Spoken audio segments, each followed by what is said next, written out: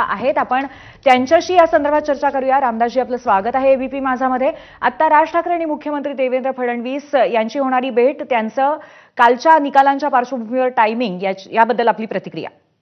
मला वाटतं राज ठाकरे आज मुख्यमंत्र्यांच्या भेटीसाठी गेलेले आहेत। त्यांनी उशीर केला असं मला वाटतंय।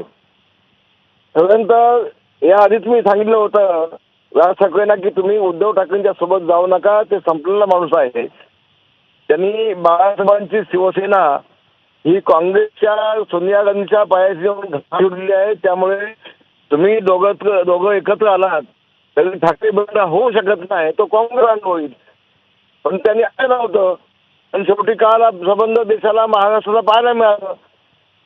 जो निघाला त्यांचा दोघांचा एक येऊन देखील भोपळा तिथं आमच्या पाहायला मिळाला। त्यातून त्यांनी काय थोडं शिकलेलं असं मला वाटतं। ही भूमिका त्यांनी आधी घेतली असेल तर बाकी चांगलं झालं असतं। पण दुसरा का होईना, जर का राज ठाकरे मुख्यमंत्री भेटून माहितीसोबत येणार असतील तर बांधवाची आहे असं मी सांगेन। उद्धव ठाकरेंनी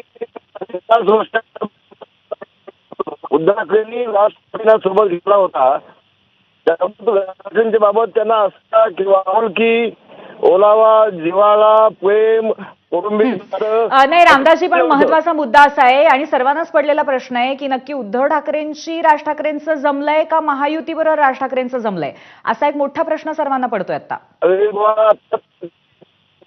म्हटलं की सगळा मराठी माणूस आमच्यासोबत येईल आणि तो बसला, भोपळा मिळाला त्याला कळलं की उद्धव ठाकरे सोबत नंतर काय होतं याचा अनुभव त्यांनी घेतला आता।